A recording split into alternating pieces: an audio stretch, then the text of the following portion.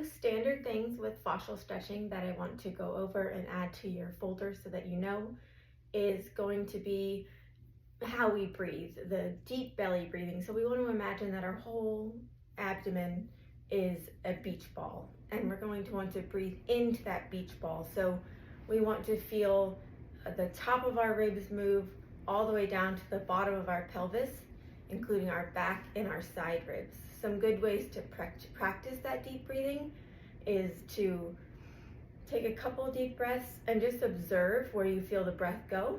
And then you can put your hand on your lower abdomen. Take a deep breath in, see if you can feel that move, and do that a couple times.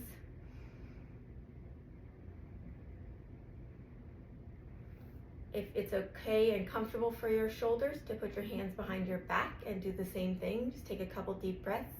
See if you can feel your back move at all.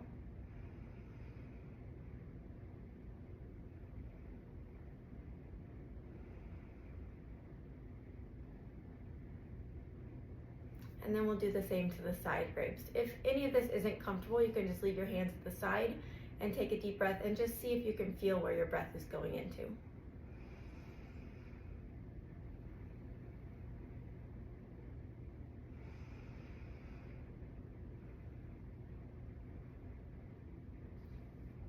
Nothing is right or wrong, we're all just learning, and the more we know, the more efficient we can be and effective we can be. I know for myself, when I run, I breathe in my upper body, and I really want to breathe more so in my lower body. When I'm lifting, I do a good job of belly breathing and using that whole volume. But so it's just being aware in the little different tweaks, and we can practice this during fascial stretching, we can practice the breathing.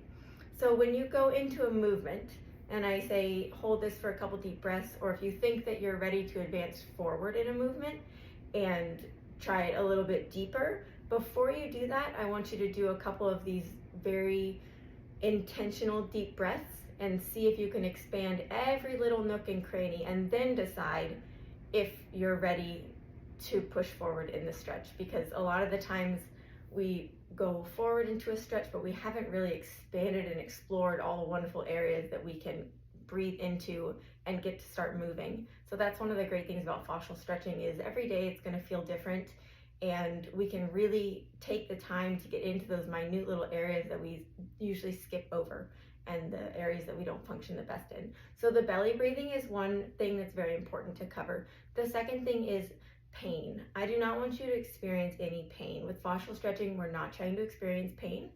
If you start to feel pain, I want you to come out of it, go back to where it feels comfortable, and hold the stretch there. You may move a centimeter for some of these, you may move an inch. It may be different every day. There's nothing right or wrong. We're just observing and noticing and seeing what we can open up and what can feel better. So please, no pain. The goal isn't how far into it you can go. The goal is to open up all those tiny little spots for you. And then the third thing is fascial stretching. It's important to note that the exercises I give you are fascial stretching if you want to incorporate it before a workout, because fascial stretching is safe to do before and after a workout. We're not stretching the muscle fibers, so we won't have that delayed response, that lengthening. So that won't happen. So if it is a fascial stretch, it is safe to do before a workout, and it won't affect your performance. So, but just note, in case there's any mobility activities that we do, just make sure you're aware of the difference of which one's fascial and which one's mobility or which one's lengthening, just so you know. So fascia is safe to do before a workout. Okay, and those will be the main things that I want to cover before we start any fascial stretching program, and I will leave them in your folder just in case you need a reminder of them.